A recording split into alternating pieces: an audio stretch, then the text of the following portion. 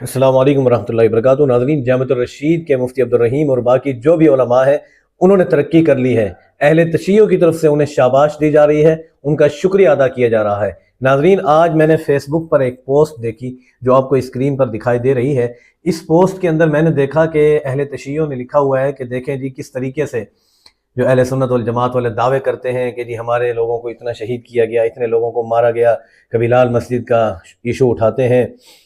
तो उसके हवाले से उनके अपने ही मुफ्तियान इकराम मैदान में आ गए उनके खिलाफ।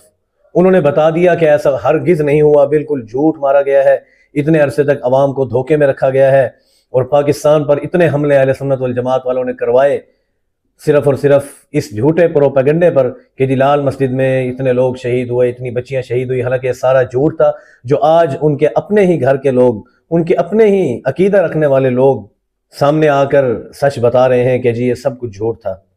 तो ये तरक्की ही हुई कि पहले तो अपने लोग गलत कहते थे, लेकिन हज़रत साहब बड़े परेशान थे कि यार हमें सारे अपने हमें पड़ गए हैं, हमारे खिलाफ बातें कर रहे हैं।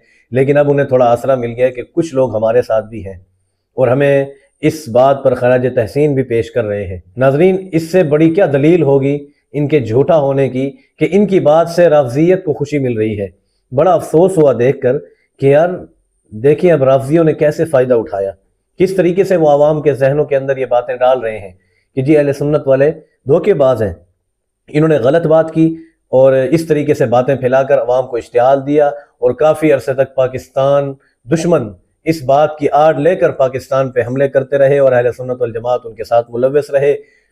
और आज जाकर उनके एक मुफ्ती साहब ने दलेरी के साथ बड़ा दलेरी का मुजाहरा किया और उसने खुलकर बात बयान की, सच और हकीकत बयान कर दी कि जी लाल मस्जिद में कोई भी शहीद नहीं हुआ।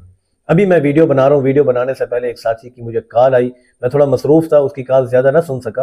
तो उसके अंदर वो साथी मुझे कॉल पे ये बता रहे थे कि जी मेरे पास सबूत मौजूद है, हम खुद उस वक्त जेलों के अंदर गए थे, हमने जेलें काटी हैं, हमें अमेरिका के हवाले किया जा रहा था और हमारे इलाके की काफ़ी बच्चियाँ जो शहीद हुई हैं, मैं कोशिश करके उनके मुकम्मल सबूत लाऊंगा और आपको दिखाऊंगा। तो मैंने उसे कहा कि जी ठीक है, आप मुझे सबूत दिखाएंगे, वीडियो बनाकर भेज देंगे। तो उस शख्स ने कहा मुझे मुफ्ती तारिक मसूद का नंबर दे दीजिए, मैं उनसे रब्ता कर लेता हूँ। तो नंबर वगैरह की ज़रूरत नहीं है, सोशल मीडिया प्लेटफार्म के ज़रिए उन तक हर वीडियो पहुँच रही है और वो देख रहे हैं और उन्हें यह भी एहसास हो रहा होगा कि इस वक्त हमारी क्या इज्जत बची है। दावा सिर्फ यही करते हैं कि लोग हमारे साथ मिल जाएंगे, जी हम पाकिस्तान के अमन के ख्वाह हैं, हम चाहते हैं कि पाकिस्तान के अंदर शर पसंद जो अनासर हैं उन्हें गिरफ्तार किया जाए, उनके प्रोपेगेंडों को बेनकाब किया जाए और ये शर पसंदों की आड़ लेकर अपने ही लोगों को मरवाने की कोशिश करते हैं। बहुत सारे ऐसे लोग आए जो हुकूमत के टाउट बन के रहे, लेकिन उनका नाम दुनिया के अंदर रोशन ना हो सका। अब देख ले मौलाना ताहिर अशरफी साहब, जिनको लोग हुकूमती साउंड भी कहते हैं, कितने बड़े प्लेटफार्म पे हैं, मुशीर हैं वजीर आजम के, लेकिन उसके बावजूद मैं हैरान हूँ, उसके फेसबुक पे जाके देखें तो कोई फेसबुक फॉलोअर नहीं है। हालांकि इतनी बड़ी शख्सियत है, बड़े फॉलोअर होने चाहिए थे, मिलियंस में उसके लाइक व्यूज होने चाहिए थे, लेकिन कुछ भी नहीं है। लोग उनके बयानात को इतना सुनते ही नहीं है और फिर कोशिश करके न्यूज़ पे आते हैं, वहां से फिर अपने पेज पर अपलोड करते हैं, फिर कुछ लोग वहां पर आके देखते हैं कि जी हम देखें क्या ताज़ा खबर है। यानी दुनिया उनको नहीं जानती, वो ज़बरदस्ती हर किसी से ताल्लुक बनाने की कोशिश करते हैं। हालांकि इतनी बड़ी शख्सियत बन चुके हैं, आलिम दीन हैं, उसके बाद फिर वजीर आजम के मुशीर हैं, उसके बावजूद इज्जत टके की नहीं है। हर बंदा उन्हें इस नज़र से देखता है कि तू गुलाम है, तू पिट्ठू है हुकूमत का। इसी तरीके से आज मैं ये बात कहना चाहता हूँ कि जामिअतुर रशीद के उलमा, ख़ास तौर पर मुफ्ती अब्दुल रहीम और तारिक मसूद साहब और जो बाकी चले हैं, तो ये सब हुकूमत के पिट्ठू हैं। जैसे मौलाना अजीज़ुर रहमान हज़ारवी साहब का मैं बयान सुन रहा था, वो कह रहे थे ये इस्टेब्लिशमेंट के हवारी हैं और ये आज आकर बकवासात करते हैं कि जी कोई भी शहादत नहीं हुई। ये खुद उनके अल्फाज हैं, वो बयान भी इसी चैनल पे मैंने अपलोड किया है। तो नाजरीन, अब अगर ये हजरात देखें, इससे पहले देख लें, इस इशू को उठाने से पहले देखें मुफ्ती अब्दुल रहीम साहब की कितनी इज्जत थी, तारिक मसूद साहब की तो हद से ज्यादा इज्जत थी। उसका एक एक फॉलोअर जब उसको कमेंट करता था उसके हक में कमेंट करता था। लेकिन अब उसी का चैनल खोलिए, जब से इन्होंने हुकूमत की पिट्ठू गर्दी की है और जो बातें उन्होंने की वही इन्होंने अपने मुंह से निकाली, तो आज आप उनकी इज्जत देखिए खाक के अंदर मिल चुकी है। बिल्कुल उनके इतने फॉलोअर्स हैं और नीचे कमेंट देखें, जो भी वो वीडियो, चाहे अलग मौजू पे वीडियो बना रहे, कमेंट उनको वही आ रहे हैं कि आपने ये गलत किया, आपने ये इशू उठा के गलत किया।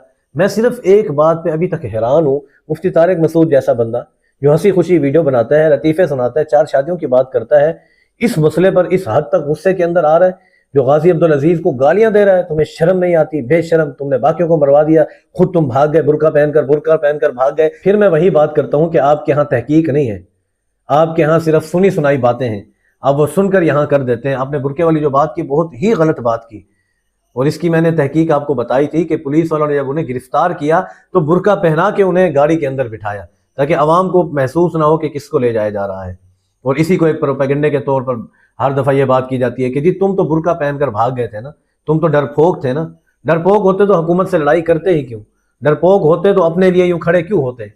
باقی باتیں اسلحہ وغیرہ کی مفتی طارق مسعود کرتے ہیں، اس کی ایک فوجی میجر نے تصدیق کر دی تھی کہ انہیں اسلحہ حکومت نے خود دیا تھا۔ جب ان کے والد شہید ہوئے تو انہیں اسلحہ دیا گیا کہ آپ اس کے ساتھ اپنی حفاظت خود کریں، ہم حفاظت نہیں کر سکتے اس لیے آپ خود کریں، اور وہی ان کے پاس اسلحہ تھا۔